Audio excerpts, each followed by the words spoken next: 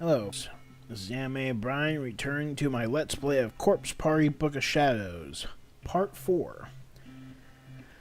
Well, after a bunch of dialogue, I finally managed to regain control, where hopefully I'll have time to finish off Chapter 2. Well, where I last left off, we rescued this girl. I can't remember her name now. Shame on me. Well, anyway. So now I've regained control.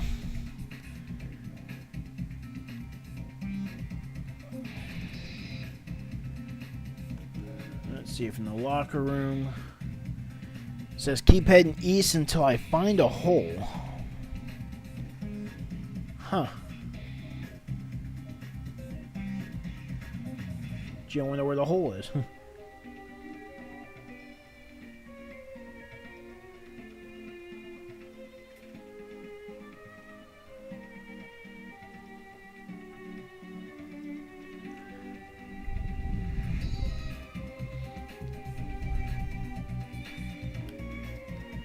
I wonder if the hole means a hole in the floor.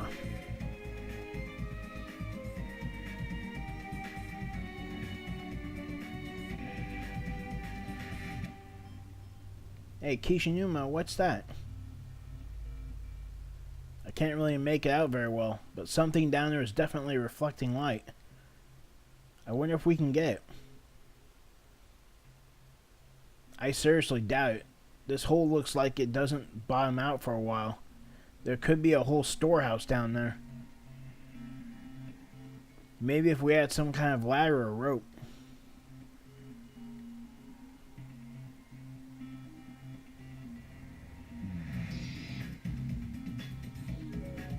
There's an enormous gap in the floor. It won't be possible to get across.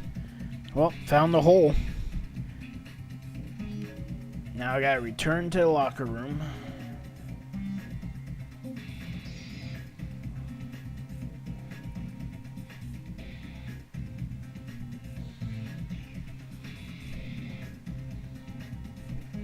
There should be some bandages.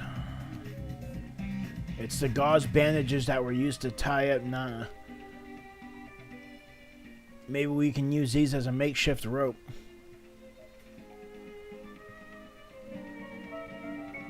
I gathered up the loose bandages and handed them to Kishinuma. Kishinuma then obediently pulled them, taught a few places to test their tensile strength.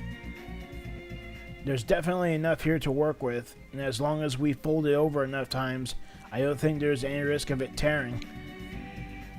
There are 2 strips, too. We can probably twist them together, and the end result should be about as sturdy as a real rope. And so we folded both strips of gauze in half, then twisted the 2 double-ply strips together to form something that resembled a braid. I'd done something similar to this once before when making rope-like decorations for theater costumes, so it didn't prove to be particularly difficult. It almost felt like rope making 101. In 10 minutes time, presto, we had a do-it-yourself rope on our hands. Granted, it was pretty flimsy compared to the resin ropes you might buy at a home center, but it seemed like it would hold one person's weight just fine.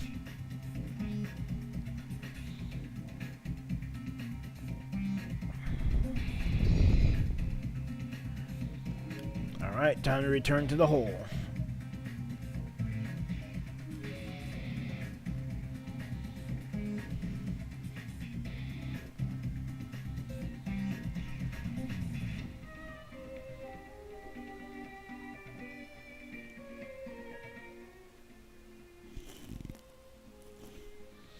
With our handy-dandy rope, one of us should be able to get down into that hole and fish out whatever that glinting thing is now. Maybe, but there's nothing to tie the rope to on this end, so I think somebody up here is going to have to hold on to it. If Nana and I work together, we should be able to hold the rope long enough for you to get whatever's down there and climb back up, I think. So you've already decided I'm the one who's going, huh? Would the 2 of us really be able to hold him, though? Wouldn't it be better for the boy to hold the rope and one of us girls to get the object? Good thinking, Nana. Because girls are lighter than guys, and guys are strong enough to hold the rope. Technically, the lightest one should be the one that actually goes down there, and the other two would actually hold the rope. Let's see how this plays out. I don't know if I could do it, honestly. I'm not very good at sports or anything. Even if I made it down, I'm not sure I could climb back up. Then how about I go? You? Do you think you'd be able to? You were just bound with these bandages not too long ago and almost died. Would you really want to have them tied around your body again? I should be fine. I'll do whatever I have to if it means I get to see Nari and the others again. I can relate. I'd do whatever I have to in order to see Shig again, too. You're very brave, Nana, especially for how young you are. It's kind of incredible, but Kishinuma, I really think I should be the one to go. Shig, everyone always bends over backwards to help me. From Shig's point of view, I must really seem like a helpless child sometimes. But just this once, I want to be the reliable one. I want to protect Nana and lead her home safely. I don't really mind either way, honestly.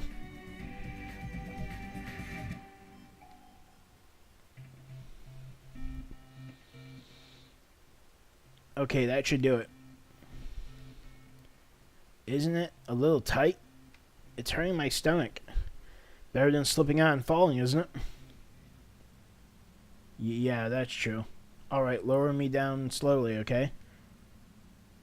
Please be careful, Mayu. I've tied some knots together at regular intervals to help make it easier for you to climb back up. That sounds great. Thanks, Nana.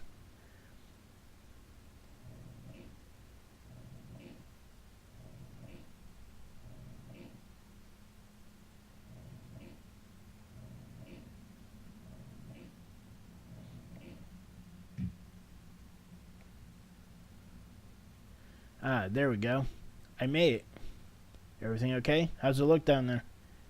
It's kind of dark, and there's a really nasty smell.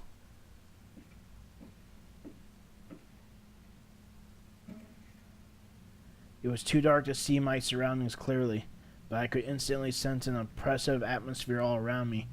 This was not a good place to be. Good God, it's not.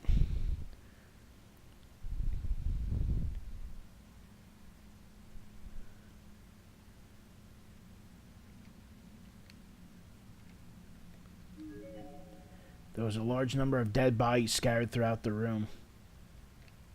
Most seemed to have died long ago, having decayed into proper skeletons, but a small handful seemed fresh, as if they were alive only yesterday. Here too, huh?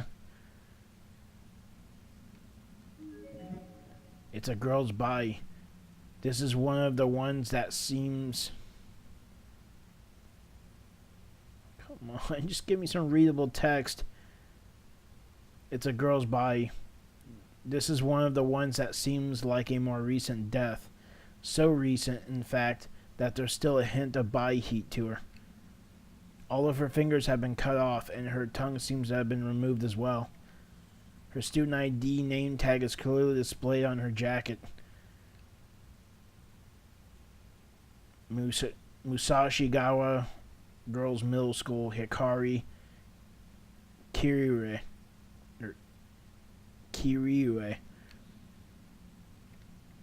This is the same school uniform as the one Nana wears, and when we rescued her, she called out several times. Wasn't one of them Hikari? I don't think I can bring myself to tell Nana about this. There's something on the ground next to Hikari's body, reflecting what little light there is down here. Is this what we saw from above? It's a small glass bottle filled to about 2/3 mark with a clear liquid. Wonder what this is. Looks like it could be water. Having acquired the item, we sought, and not wanting to stay down in this hole even a moment longer than I had to, I gave the rope a triumphant tug. Kishinuma, I got it. Nice going, Suzumoto. Now get the hell out of there, or do you want me to pull you up? No, I should be fine. It's not even 10 meters deep down here. I can climb it. I just recognized the room, too. I know what that place was. That was the corpse disposal room. In the first game, it was the one area in the entire game that had the most corpses in a single room. Ugh. Almost there. Grab my hand.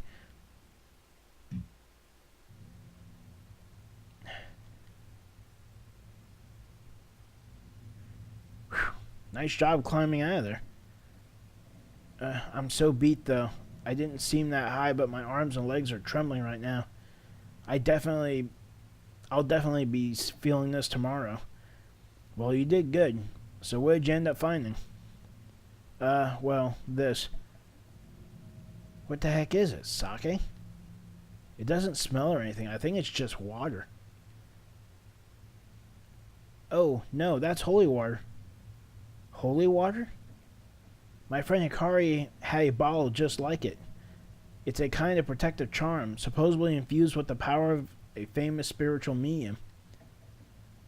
It has the ability to ward off evil, and some people believe it grants luck with money or love when kept in your bag. Sounds pretty sketchy to me. No, it's totally legit. It's been endorsed by that spirit medium who appears on TV, Naho Senoki. Senoki? Oh yeah, her. I guess, if she says it's the real deal, then it's possible there may be something to it. You've heard of her, Kishinuma? I'm a little surprised by that, I have to admit. Is this something you can buy? You can get it online, but in Hikari's case, her dad works for the TV station, got a bottle of it directly from Naho after taping. Do you think this could be Hikari's bottle? Don't tell me Hikari's down there. I don't know. Maybe it's someone else's? Or maybe Hikari dropped her bottle down the hole. Shinozaki's really into this stuff too. There are probably a lot of girls who bought these. Yeah, you're probably right.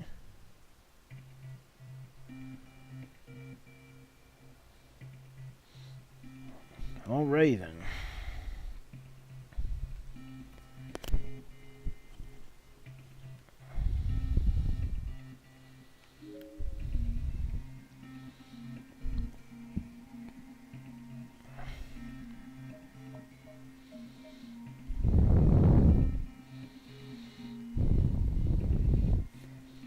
You know what? This stupid ass walkthrough needs to be corrected. I about had with this wrong terminology. It's ascend, not descend, you fucker. If you're on the first floor and you're going up a flight of stairs, it's ascend, not descend, you fucking prick. Seriously. Anyway, I'm ascending the stairs.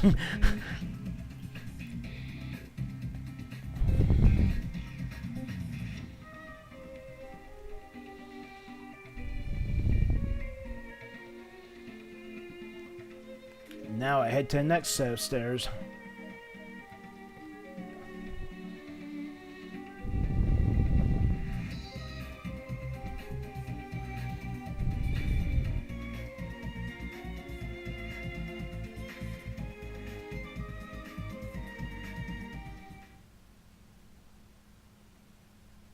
Uh-oh.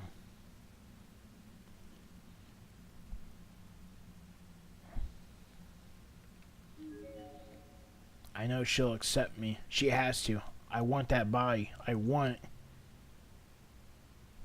Damn it all. Doesn't look like they'll be letting us through too easily. Shame these aren't real flames that we could just douse them with water. How about we try using that holy water on them? It was recommended by a spiritual medium, after all.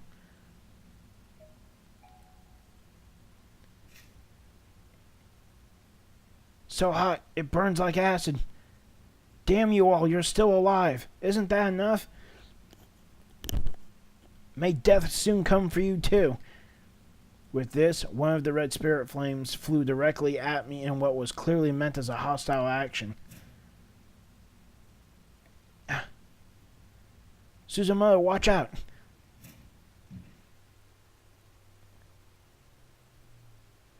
Kishinuma quickly leapt in front of me, hands out, taking the full brunt of the spirit's attack in my place.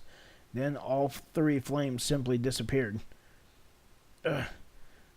Kishinuma? Kishinuma? Jeez, take it easy, I'm fine.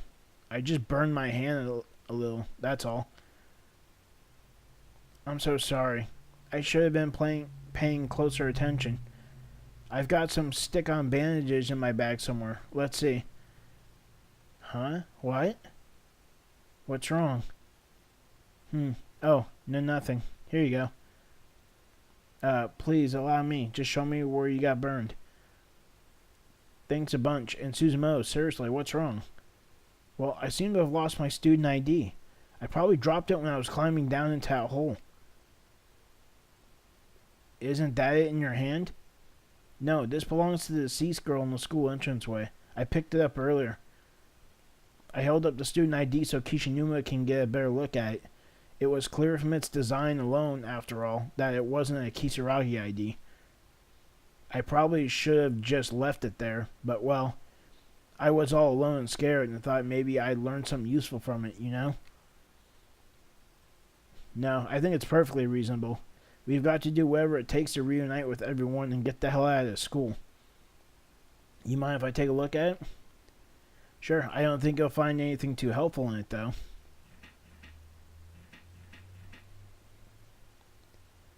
Some kind of duel on this page. It's a box. I wonder what it means.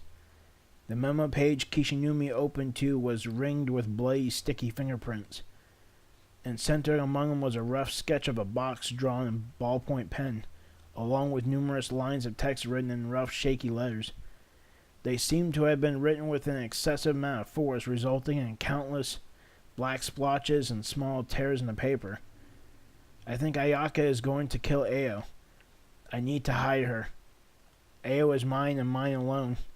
She must be protected. If I hide it in that box, no one will ever find it. Ao, I love you so much. These words were written over and over again, with the ink getting blotchier and more haphazard each time. Doesn't the box in the picture look an awful lot like this one? I mean, I know we found it pretty far from the entranceway, but still. You're right, it really does. Isn't this a keyhole? Oh, hey, you're right.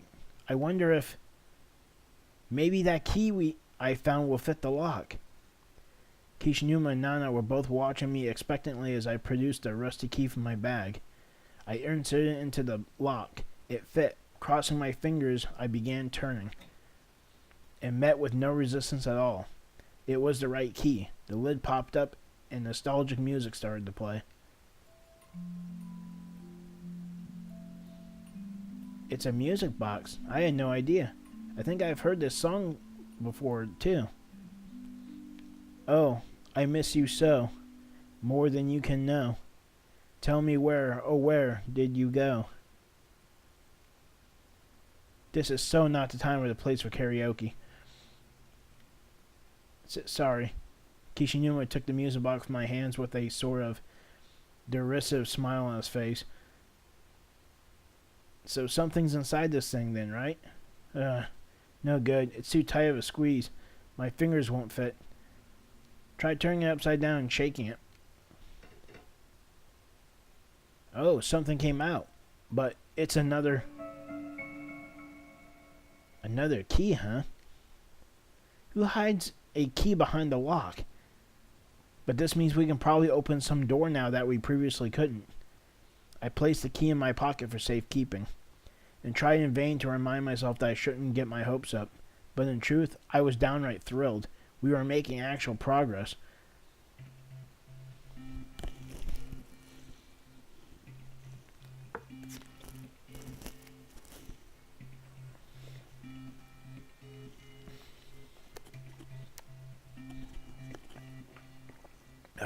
Alright then.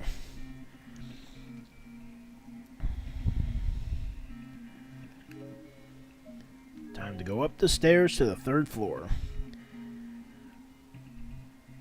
And we'll just go just outside the reference room.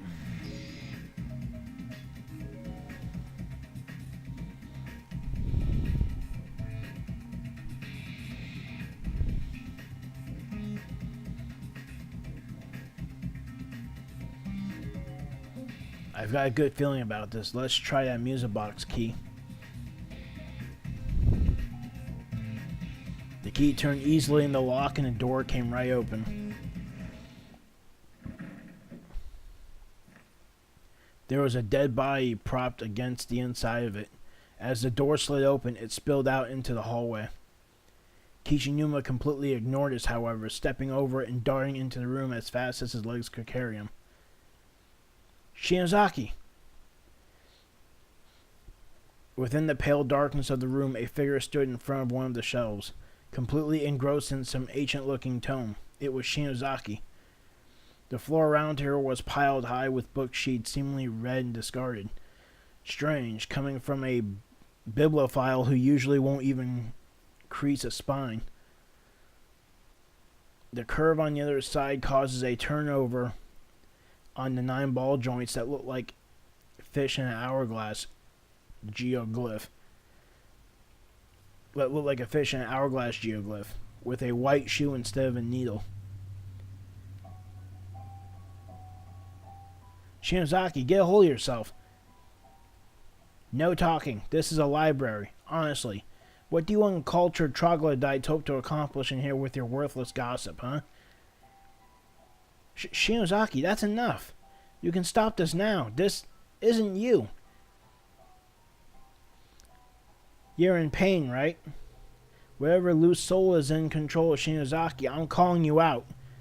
Get the hell out of her right this instant. You hear me? She's ours. I'm going to make this body mine. Not a chance. I'm much better at using her than both of you combined. It's only when we're inside this person that our pain subsides. So please, won't you let us have her? Give her to us, please. What if we save you? We'll help you get out of this school alive, and in exchange... Shut up! Shut up! You selfish bastards! Look, I sympathize with you, I really do. Dying in here must have been like a never-ending nightmare. But how does that give you the right to use Shinozaki like she's some kind of tool? She's a living being with a mind of her own. Oh, ye of sound mind. We're in pain. We're in agony. We're cold and hungry and mad. But you're still blessed with life. Don't you understand?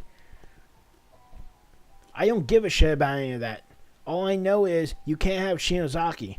I will never ever let you take her. Ha ha! What the hell is this ringing in my ears? Is it bugs? Is it bugs? Ah! From there, Ayumi took a sudden turn for the worse. Tossing aside the book she was reading, she began punching herself in the head with both hands. It was so quiet in here, too. But just look at what colors have been let in now. Silver, huh? Green, maybe? Stop that, Shinozaki. Shinozaki. Ah, it was yellow. Shinozaki? Brother, is that you? You're late. I'm so hungry. It's been so very long since my last meal. Hina sealed me up in here, you see, and I haven't eaten a single thing since then. Not a single bite. Nothing at all. Brother, you look so delicious. Brother, isn't it strange? Is it strange that I want to kill you and taste your succulent flesh? Cut it out, Shinozaki. I'm not your brother, for starters. Welcome home, brother.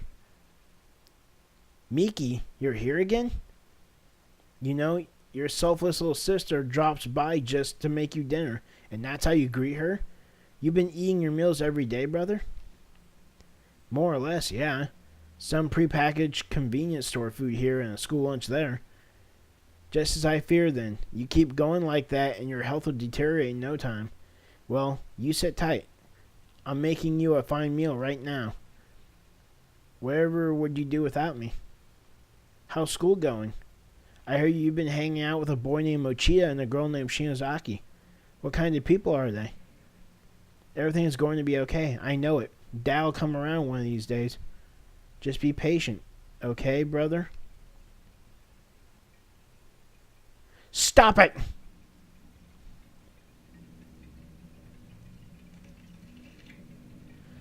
Oh God, Shiozaki is biting Kishinuma's neck. I've got to stop her. Ah, blood. Bitter, delicious blood. Ah! Kishinuma! Kishinuma! The two of us made a mad dash toward Kishinuma, intending to pry Ayumi away from him through any means possible. But to my astonishment, he met our panicked gazes with a stern, let me handle this look, reinforcing the message by raising his hand in a stop motion. Shinozaki! Shinozaki! Whoa, I didn't expect that. If circumstances were different, this could be the start of a really heartwarming romantic scene. Kishinuma grabbed Shinozaki and hugged her tightly. Shinozaki, come back to me, please. You aren't any of these people. You're Ayumi Shinozaki, damn it.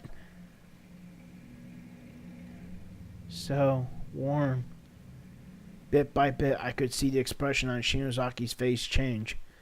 Her crazy, possessed sneer gradually gave way to a blank, dazed countenance that then slowly but surely began sparkling with life once more. And though it was nearly imperceptible, I could swear I saw a smile start to form on her lips.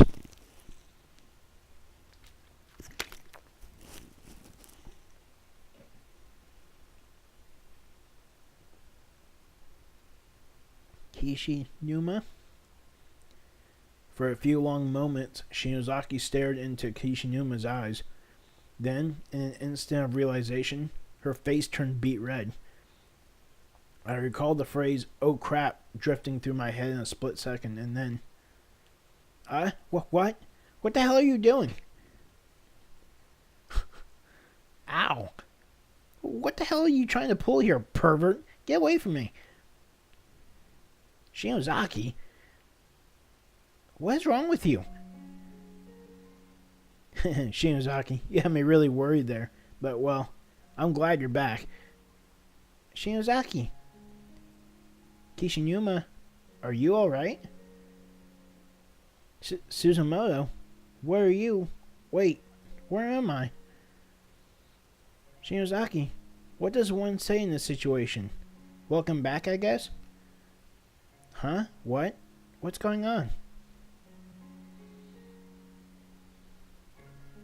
Wow, I have to admit, this all sounds really unlikely, even for me. I guess I've been under the influence of this building for quite a while, though. Yeah, and let me tell you, you were getting pretty violent there. How did you get in here anyway? This room's been locked since we showed up. I have no idea, but then we are in a building that can change its layout at will. I guess pretty much anything is fair game in these closed spaces. It almost feels like this school takes pleasure in making the most unlikely events happen at random. I suppose when you're dealing with the supernatural, you're already dealing with something that's scientifically unlikely, so best not to rely on logic. You're starting to go over my head here. It almost sounds like I'm talking to your sister.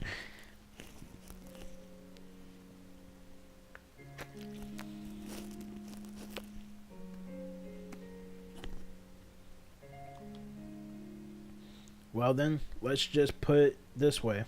There's no way of knowing what's going to happen in this school. So listen carefully. We have exactly 3 objectives in here. First, we need to look into the reasons why this place is the way it is. Specifically, we need to find out more about the beings who control it. Then we need to interact with those beings and try to dig up some means of getting out of here alive. And finally, once we figured that out, we need to actually make it happen. That's pretty much it. Wow, you're in full class rep mode right now. Yep, she sure is. But aren't you forgetting the most important objective, Shinozaki? Uh-huh, I think she is.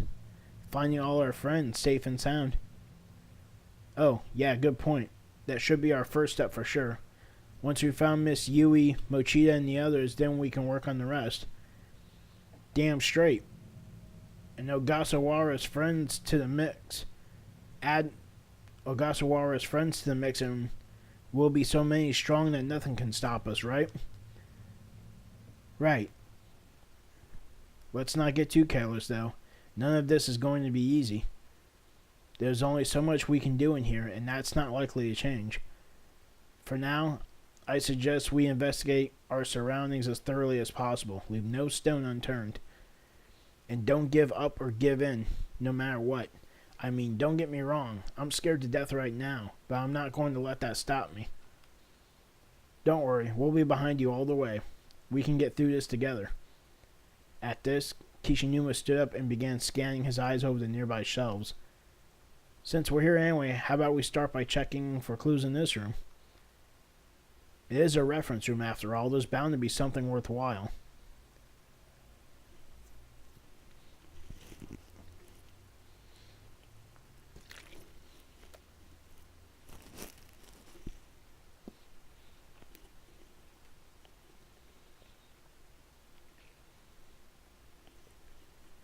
Okay.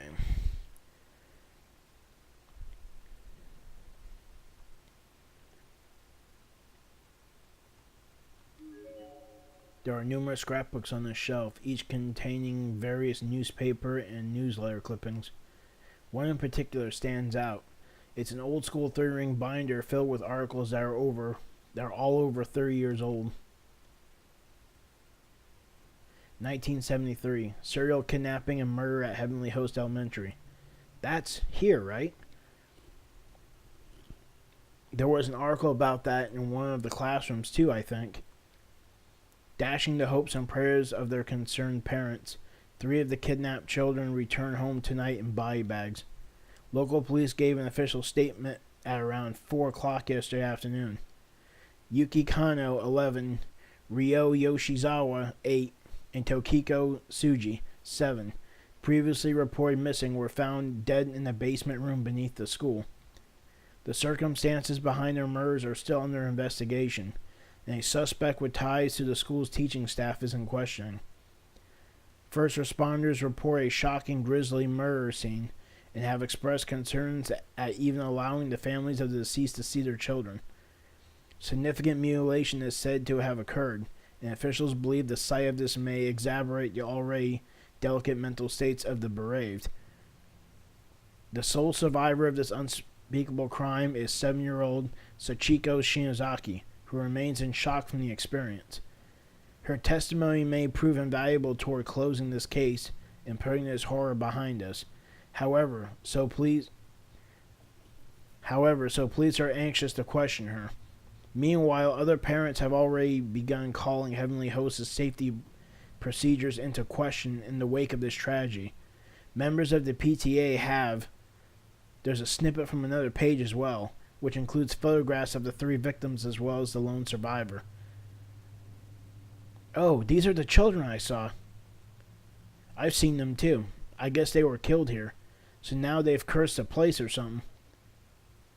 It's so horrible to hear what happened to them. I've been looking at them as scary, evil spirits all this time. But really, they're just victims themselves. Be careful, Suzumo. Compassion can be dangerous in a place like this. It's not unheard of for a spirit to lose its sense of humanity after dying. In other words, these kids aren't necessarily going to play nice with living beings anymore. What do you think happened to the murderer? Here we go. They talk about him in this one. Accused child murderer commits suicide. The 32-year-old former teacher believed to have committed the now infamous adolescent kidnappings and murders was found dead early yesterday morning. After being deemed mentally unfit to take responsibility for his actions, he was placed into intensive psychiatric care, but escaped 2 nights ago. The psychiatric ward commissioned a manhunt which culminated in the discovery of his hanged body, a room beneath the Heavenly Host Elementary School, near the site of his shocking triple homicide. The cause of death was ruled as strangulation and is strongly believed to be self-inflicted. As this appears to be a show of remorse, previously thought beyond his mental capacity, his psychiatric ward has come under heavy fire since the sense of discovery. Even the murderer killed himself, huh? Guess there's no happy end for anybody. Though the families of the victims were probably glad to see him go. Well, and there's that one girl who was spared too. Isn't it kind of strange, though, that there's not a single comment from the survivor's family? Every article is full of commentary from friends and family of the deceased, but there's not a word to be found anywhere about the girl who was spared. I assume that was by request, protect her privacy or something. Do newspapers really care about that, though? The mass media is always about chasing scoops, no matter what it takes to get them or who they have to bother. Dr. Tomokichi Fukurai's research records. Mesmer's magnetism. Correspondences with Anna Sprengel. Sephiria. Malus Maleficarum. Or Maleficarum. Voynich manuscript. Records of psychic phenomena, letters to and from magic societies, classic mystery novels, not your typical elementary school reading material. There are no serial numbers or library cards or anything on them, though, so they're probably not the school's. That's true. Maybe these were brought in by other victims who got trapped here. Actually, it looks like there's a name stamp on most of these. Kibiki. Is that how you read those kanji? Wait, Kibiki? Wow, you're right. I recognize that name. You know the paranormalist, Naho Sonoki? Ko Kibiki is her mentor. He's a journalist. So that means Mr. Kibiki is in here too, I guess. But why?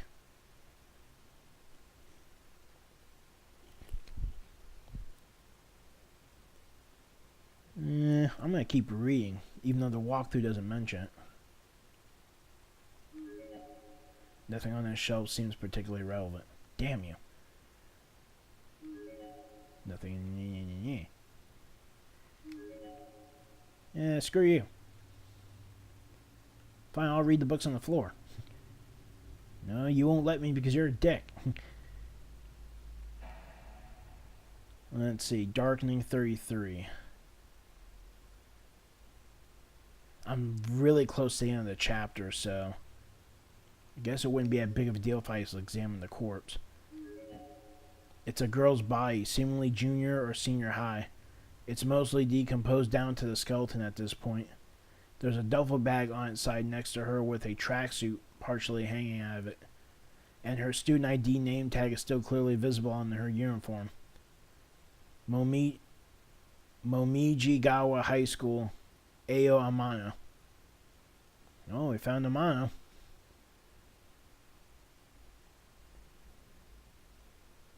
What's the note? Oh, you want me to read it? Bastards.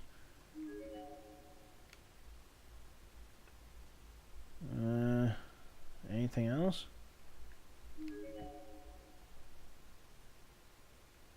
I guess that's it. Nothing else to read.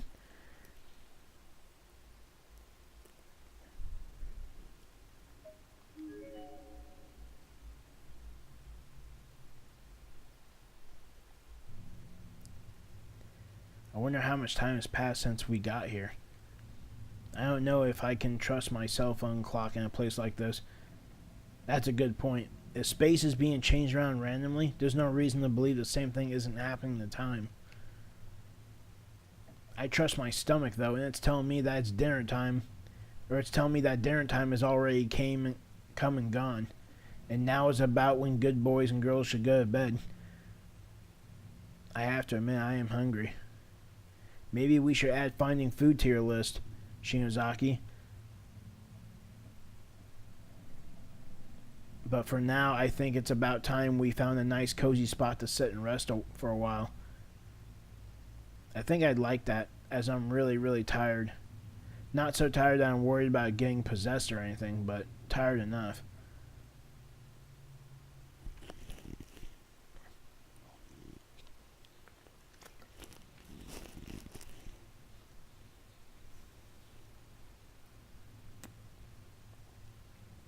And so the four of us headed to the safest spot we could think of, settling in for a bit to help calm our spirits and refresh our bodies. Almost immediately, both Kishinuma and Shinozaki sat down, closed their eyes, and fell fast asleep. Understandable considering what they had just experienced.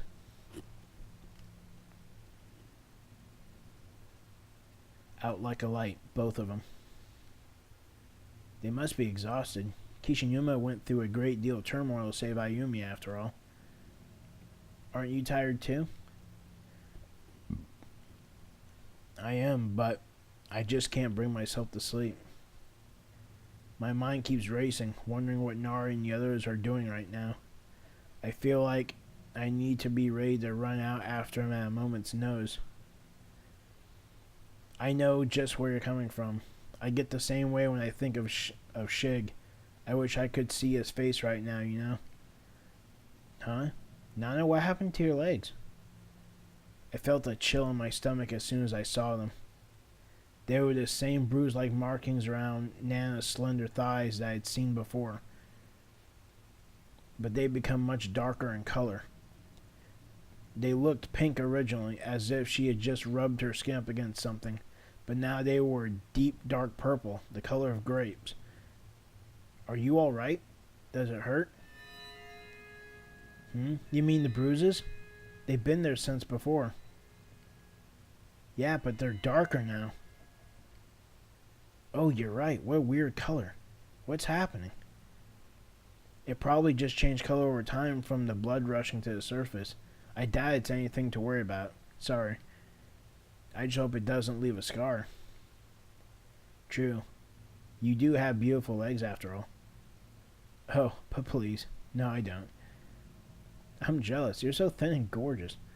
If I were as tall as you, Shig and I would sure look a lot more natural together. Is he your boyfriend? Uh-huh. Nothing quite... Nothing quite like that. I guess you could say he's just a really important person to me. He's always stands by me, accepts me for who I am, despite all my flaws, and always supports me in whatever I choose to do. He sounds wonderful. Yeah, I'm not just saying this because we're in the same drama club, but he's like some kind of prince. Though if you ask Kishinuma, he's an evil wizard. Kishinuma has a thing for Ayumi, doesn't he? Oh? Does that bother you? Are you taking an interest, perhaps? No, nothing like that. Sorry, I had to ask. Actually, Kishinuma's got it pretty rough. He's got a rival for Shinozaki's affections. Aw, but they look so cute together. They are a lot alike in many ways, particularly how they complete inability to be honest about how they feel.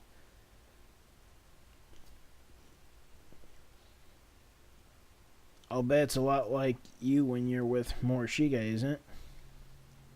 Oh, come on, I already told you, it's not like that with us. Though I guess I really don't know how to classify the way I feel. I mean, when I do finally see Shig, how should I react? What do I want him to do? Do I want him to pull me into his arms like Kishinuma did with Shinozaki? Or do I just want him to pat me on the head and tell me I did good? I guess I won't really know until the time comes. If it comes. It'll come, just like it did for Kishinuma and Ayumi. Thanks. I hope Michiya is able to reunite with Yuka and Nakashima too. And Miss Yui and Shinohara. We'll all meet up and go back home, and properly exchange that photo we took together after the cultural festival. I really want to see my friends too. Oh, I'm sorry. I'm so sorry. I just been thinking about myself all this time. I think I want to go sky around for them real quick. I have to go to the bathroom anyway. By yourself? Isn't that dangerous? I'll only be gone for a moment. I guess thinking about her friends got her all worked up. She's probably just couldn't sit still any longer.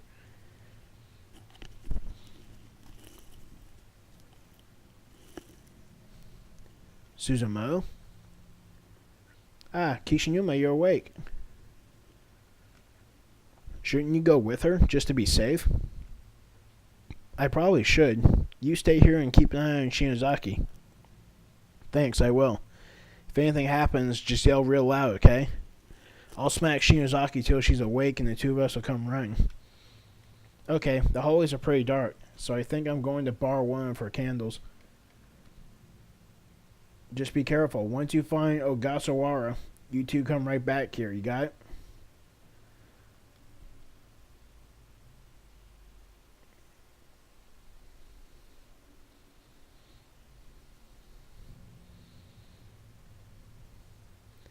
The bathroom felt empty. There was no indication of Nana's presence whatsoever.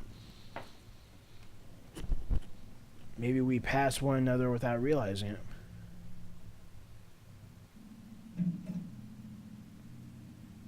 No! No! Nana? What's wrong, Nana?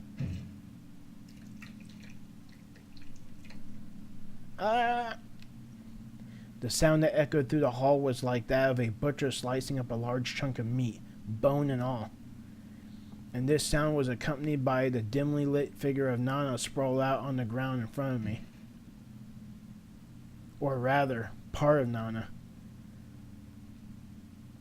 It was really just the top half of her body, severed cleanly at the thigh.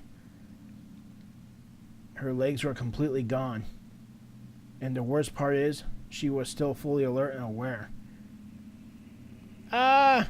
Ah! My legs! My legs! Nana!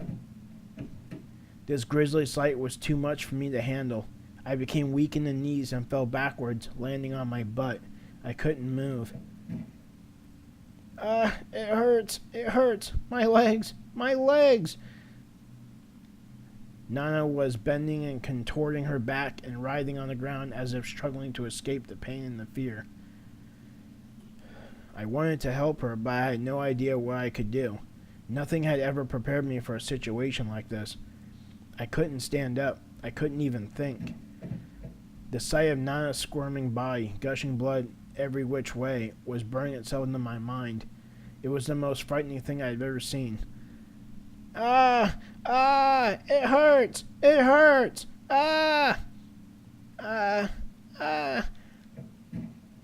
I could sense the presence of another person in the shadows just behind Nana's torso.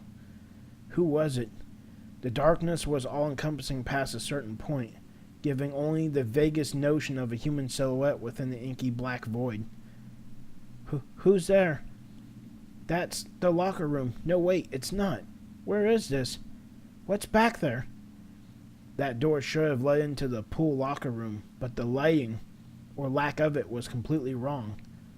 There was also an indescribably foul odor wafting out from within, so powerful and revolting that I felt like it could never leave my senses again.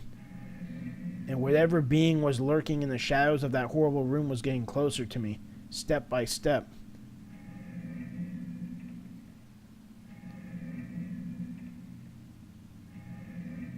I still couldn't make out a single feature, but frankly, I didn't want to. His existence alone was threatening enough. Whoever this was, I could sense a shadow posturing itself over Nana's head, as if preparing to swallow it whole, like a crocodile. In fact, the shadow was beginning to resemble a crocodile more and more. Was this even a person? Ah! Stop! Please stop! The figure was now fully visible, and was indeed a person, I think. He grabbed Nana by the head, and then turned and began dragging her into that horrid room. She was clearly nearing death, as it took everything she had to scream in protest.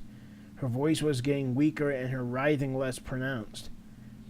I couldn't even imagine how painful it must be to have one's severed body slowly dragged across the floor, exposed side down. It would be bad enough just having my head held in that massive, filthy grip. No, grip isn't the right word. It really was more like a bite. God, no! No! Save me! Mayu! No! Ah! Ah! Stop, please! I don't want to die! Don't kill me! These were the panicked primal screams of a person's last moments on Earth. It's a sound no one should ever have to hear, much less pronounce or produce. And once you hear it, it's the kind of thing you'll be hearing again for the rest of your life. Nothing could ever wipe it from your memory. It stays with you.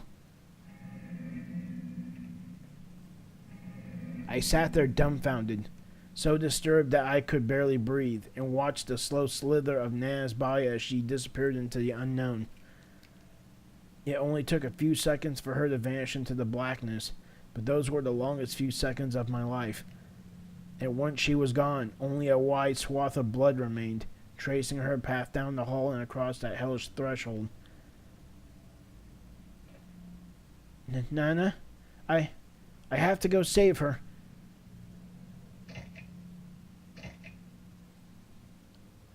Help! Help! Mayu! Nana! Gathering all my courage, I ran at full speed toward the black void, but found no room to enter. Beyond the door was nothing more than a solid wall.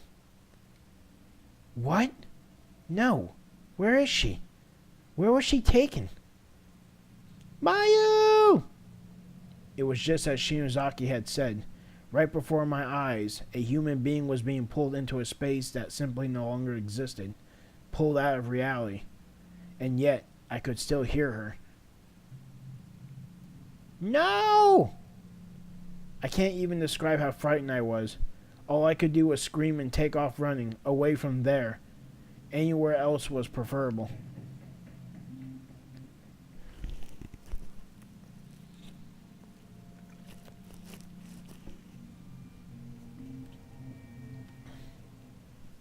Why am I going this way? Nana isn't this way. She's behind me. I need to go back. I need to save her. I need to save Nana. But I'm just getting farther and farther away from her. No, I can't. I just can't. It's just not possible.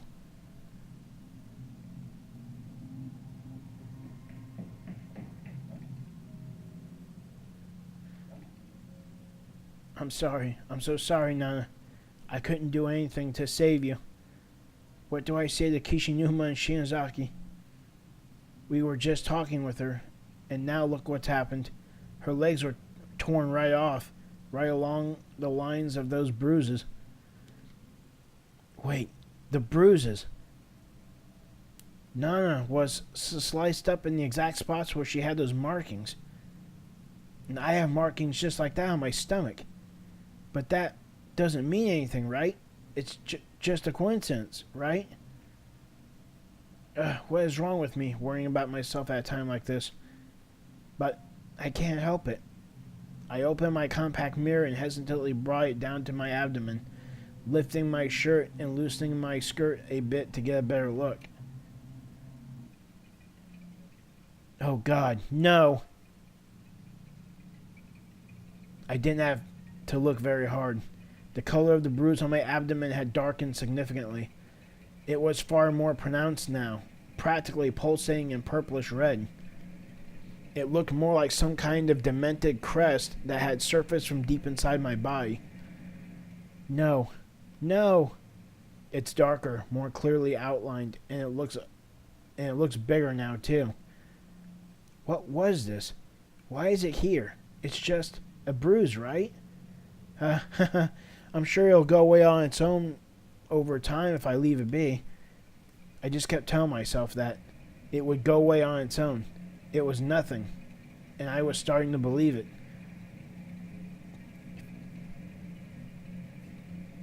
Damn text, fix yourself.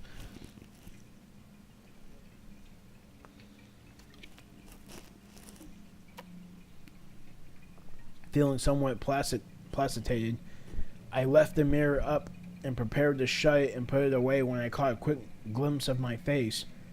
I saw fear. I saw sadness. I saw defeat. But I also saw something else. No. At first, I doubted my eyes, but I wasn't seeing things. nor was it a smudge on the mirror.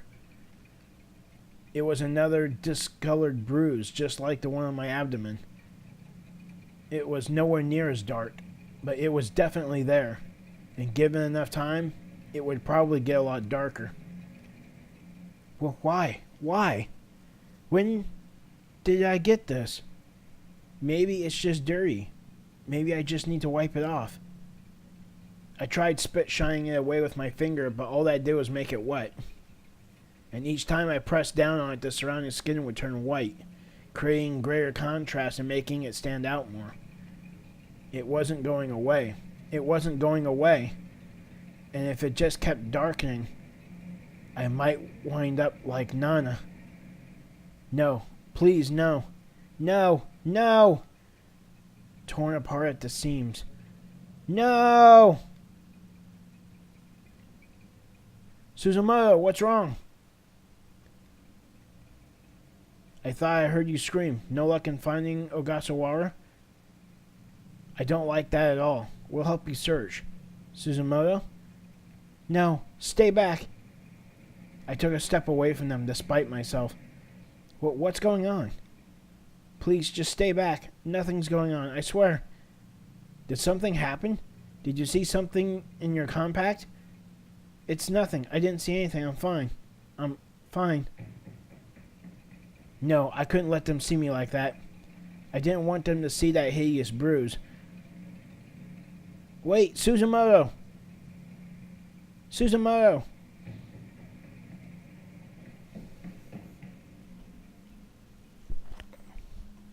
What do I do?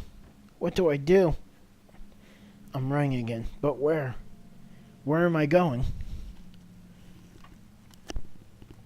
I have to get rid of this. If I don't, if I can't, then I'll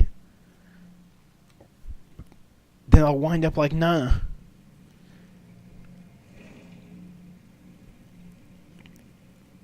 I have to hurry. I have to find some way of making this go away. I had some concealer in my makeup bag. Maybe I could hide it.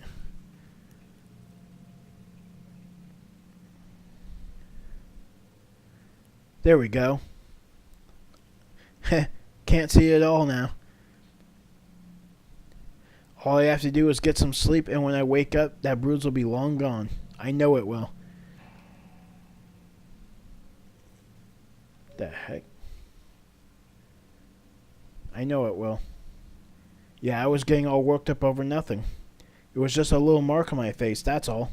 Or after all.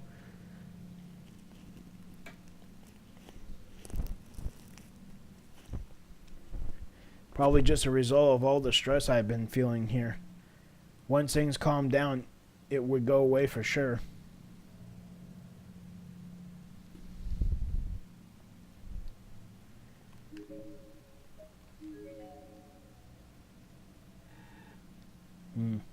I don't remember closing the door. It wouldn't open. And it wasn't like it was locked. Rather, it felt almost as if someone were holding it closed with superhuman strength.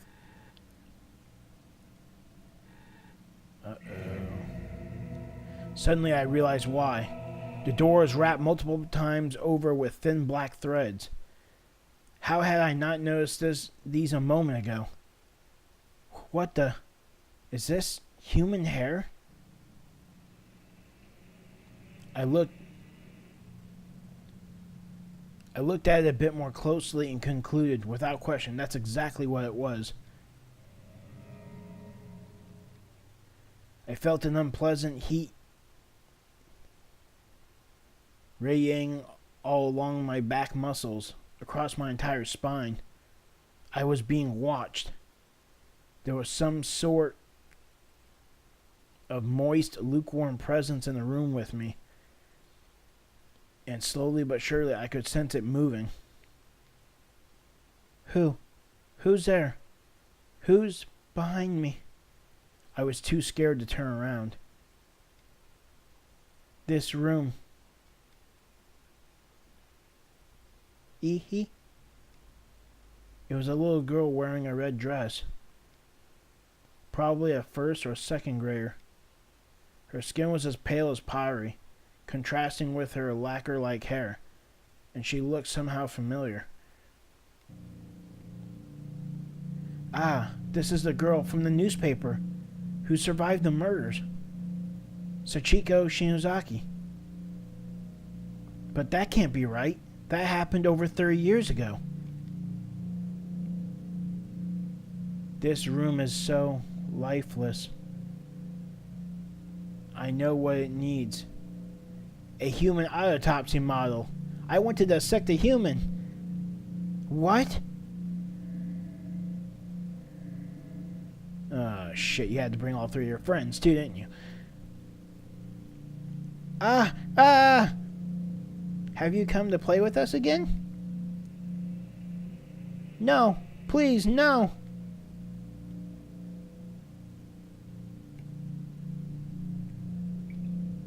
Something was dripping onto the back of my hand. Are these tears? That's what I thought at first, anyway.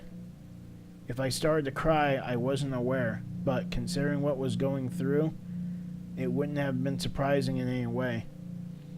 I wondered just how much I'd cried since getting sealed up in this godforsaken place. Probably more than I'd ever cried before in my entire life.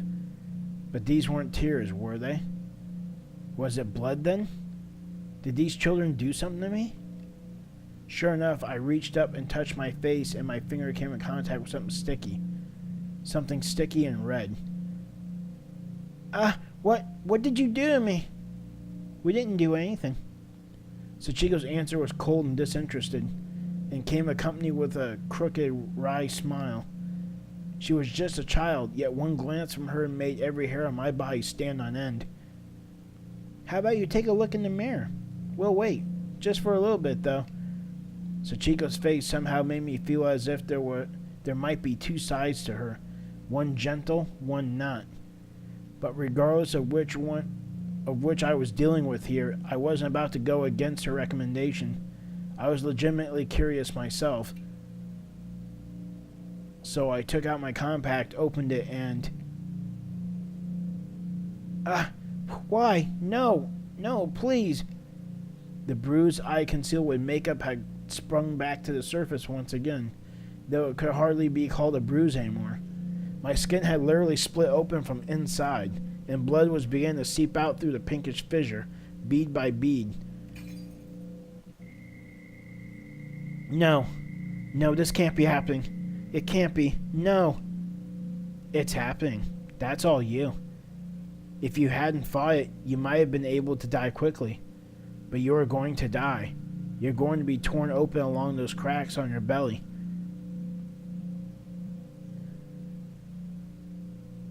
The bruise along my stomach and abdomen had followed suit, splitting open and dripping dark red blood everywhere.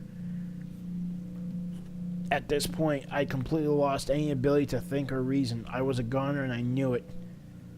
What's worse than dying in an instant by getting smashed against a wall? Getting slowly, carefully torn apart. That's what.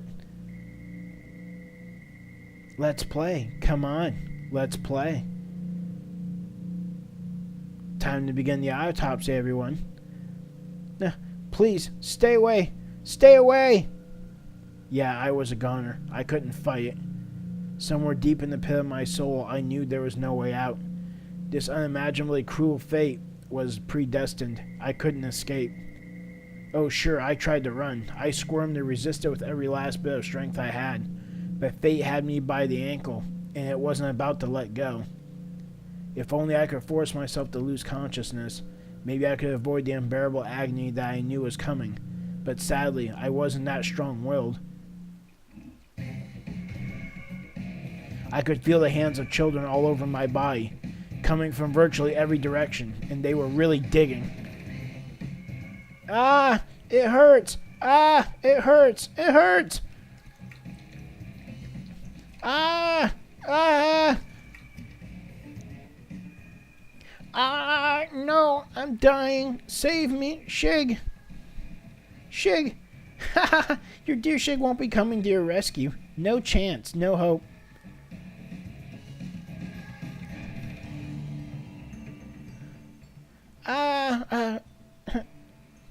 I I was seized with a pain unlike anything I'd ever even imagined possible before.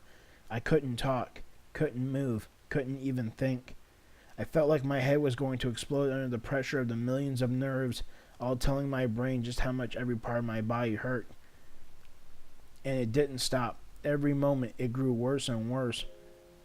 Then I began to drift away.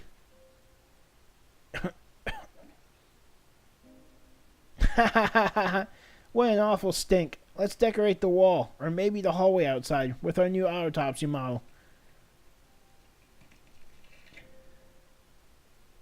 This school is getting livelier all the time. Sachiko's voice sounded like it was far in the distance. It was then that I realized the agony I had been feeling had changed. It was no longer pain, but chill. It didn't hurt anymore. I was just cold. So cold that I couldn't even feel my body. So cold. So very, very cold. Shig, I can't even move a finger anymore. But even if I'm dead, even if my body is an unsightly mess, I hope you won't think poorly of me. Because Shig, my final wish is that Shig be the one to find my body. As long as it's not too revolting to look at anyway. I want him to think I'm pretty. I miss him. Shig, bro.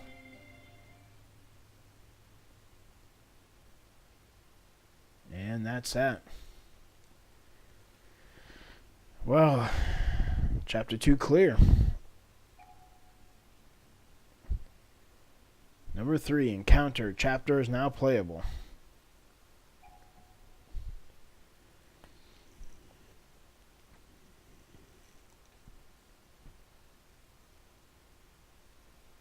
Yuichi Nakamura, Yuka Nanri. Soulful testimonies unlocked in bonus menu. Of course.